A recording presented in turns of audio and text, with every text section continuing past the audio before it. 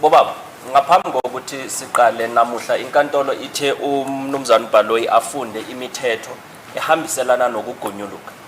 La ukuthi uye wafunda ke ukuthi ukugonyuluka kwamele kwenzakale ngendlela eyiphi ukuze kwamukelwe la enkantolo. Ushilo ukuthi kwamele umuntu kube uyena ofisayo ukutshela amaphoyisa lokho noma labantu labagonyuluka kubo, futhi kwamele lo muntu loyo agonyuluke kumuntu ozimele ongahlangani nokuphenywa kwecala obizwa phecelezi i-justice of the peace noma umantshi.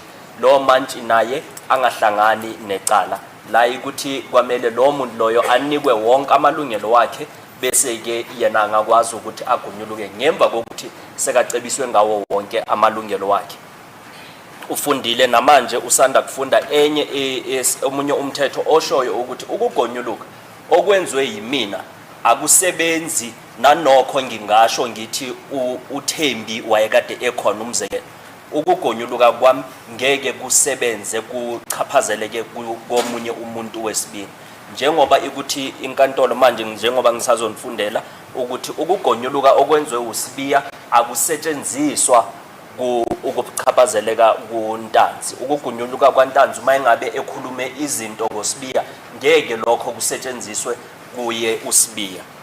Manje ke inkantolo ke ifundile nayo imithetho eyikuthi imbalwa eyifundile. Ngizoqaphuna nje kancane kuthiwa laphayana ukugonyuluka kwamele kubonise umuntu ukuthi lo muntu loyo wayekade naye etsheliwe amalungelo wakhe. Lokho kugonyuluka lokho kwamele kuboniswe ukuya ngomthetho ukuthi kona kuyavunyeleka, futhi inkantolo kwamele izenakalise yona ukuthi lo muntu wayekade engaphoqwanga ngalesikhathi egonyuluka, futhi lo muntu loyo wayekade ekhululekile ngalesikhathi egonyuluka. Istatement leso siyenziwe umuntu angaphoqwanga futhi lo muntu loyo angashawanga ngalendlela eyikuthi umthetho usho ngayo. Futhi ke kuyabonakala ukuthi ebufakazini ebuzile kuthiwa umnumzana uSibiya nomnumzana Ntanzi bona bathe abazi lutho into ebekade ibhalwe laphayana, bona bashayiwe baphoqwa ukuthi basayine. La ukuthi uKenneth Mbotho uma efika kumsolo wokuqala umnumzana uSibiya ufike nje wathi kuye, ndoda sayina la noma labantu laba bazoqhubeka bakushaye, ngoba ukuya ngomnumzana uSibiya uthi uKenneth Mbotho ungene elibele eshawa. La ukuthi wamisa ke ukuthi animiyeke bese ukhuluma naye ukuthi sayina ndoda noma labantu bazoqhubeka bakushaye. Uthi umnumzana uSibiya yena akazi lutho ukuthi kakade kubhalweni, akafundelwanga, akafundanga naye, akashongo lutho izinto ezibhalwe laphayana. Manje ke umnumzana uNtanzi naye ushilo ukuthi ke naye laphayana akashongo lutho. Into ayenzile uma efika laphayana kumantshi ufike wahlala phansi watshela uTolika ukuthi sisi ngicela utshele umama lo womuntu omhlophe ukuthi mina sekunesikhathi ngingagezi futhi ngingathanda ukuthi ngikhulume nomndeni wami, ngikhulume nezingane zami, ngibatshele nokuthi ngikuphi, njengoba ikuthi mina abazi ukuthi ngiboshiwe. Manje ke umantshi yena wayekade elibele eqhubeka kwi-computer yakhe elibele ephuma, futhi umhola naye bekalibele ezokhuluma nomantshi loyo ukuya ngomnumzana uNtanzi. Ngemva kwalokho uye watshelwa ukuthi asayine into eyena angazange ayitshele umuntu, akazange ayitshele umantshi. Nalo yaToliki uthe ukhulume naye nje ngalokho, mayiqeda yena umnumzana uNtanzi wabheka phansi akazange akhulume lutho. Bese ke futhi umnumzana uNtanzi ushilo ukuthi nakumnumzana uRaphadu yena akazange asho lutho, yena watshelwa nje ukuthi asayine ngemva kokuthi sekashayiwe. Manje inkantolo isahlulelo eyisithathayo akusisona isinqumo, isahlulelo, akusiyona i-judgment phecelezi i-ruling. Manje ke isahlulelo senkantolo sithi sona ngemva kokuthi sibone silalele ubufakazi bonke bawonke umuntu, abofakazi abazile enkantolo ababizwe umshushisi, futhi nabasolwa nabo uma beza bezophana ngobufakazi babo, nofakazi obekade ezile ebizwe abasolwa. Inkantolo ngemva kokuthi ilalele wonke lobo bufakazi yona ithathe nasi isahlulelo. Into yokuqala ukuthi umsolwa wokuqala umnumzana uSibiya yena ugonyuluke ngendlela ebekade isemthethweni, wayekade engaphoqwanga futhi akabonisanga nokuthi wayekade eshayiwe njengoba esho. Manje inkantolo ithi ukugonyuluka kwakhe iyakwamukela.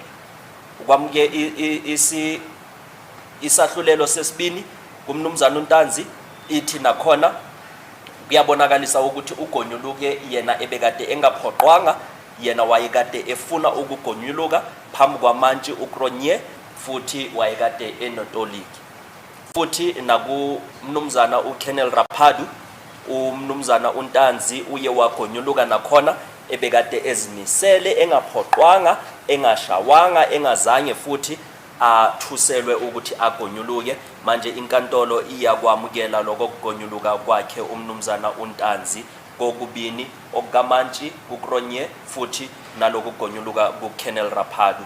Nokuyokhomba obekade umnumzana Sibiya ehamba nomnumzana noKennel Hadebe nakho kuthiwa kuyavunywa ukuthi lokho kukhomba kusetshenziswe kubonakaliswe ukuthi kwakade kusemthethweni. Umnumzana uSibiya yena akaphoqwanga futhi akazange athuselwe ukuthi aye lapho ayokhomba. Ningakhohlwa umshushisi ufundile ukuthi ukugonyuluka nokuyokhomba uma igama lomuntu omunye ebekade kukhulunywe ngaye ngeke lokho kusetshenziswe ngakuye lo muntu loyo. Nizwile bafethu? Niyazwisisa? I have asked the accused, my lord, if they understand, Yes. and they nodding their head to show that they do understand, and I have interpreted Sorry. the ruling of the court. Did I say the pointing out was done by accused number 2 also? Number one. Number 1. Yes, madam. Okay, fine. Yes, Mr. Malloy. As a court, please, my lord, after consultation with my colleagues, we have agreed, subject to approval by the court, that we can adjourn the matter to tomorrow for the continuation of the proceedings. Naturally, going back to the main trial, and we will then continue with the evidence of the witnesses who testified in the trial within the trial. Is that the procedure? They will now be testifying in the main trial. Hello, is that the procedure after a ruling? Well, our understanding of the procedure is that the witnesses must now come back in the main trial to put the contents Oh, yeah. of the confessions on record. Now you are talking. Yeah, I don't have any problem. We can adjourn until tomorrow then. 10 o'clock is it? Ukuthi icala lihlethiselwe kusasa ukuze labofakazi lapho bakade bephana ngobufakazi mayelana nokugonyuluka beze kusasa kuzoqhutshekwa manje ke kungenwa kuyo indaba leyana yokugonyuluka bese icala liyaqhubeka kuyiwa kulesi sigaba esibizwa itrial kuzophanwa ngobufakazi kusukela kusasa ukuqhubeka. Yes, Mr. Masipidi. At this point, we are going to request that accused number 1 and 2 not be immediately taken to prison so that we can, all of the accused persons that they not be immediately taken to prison so that we can consult with them, especially containing to the contents or the annexures to the performance. Okay, where are the chief wardens? Who are the persons responsible for transporting the accused? Are you agreeable to that suggestion, sir? Yes, sir.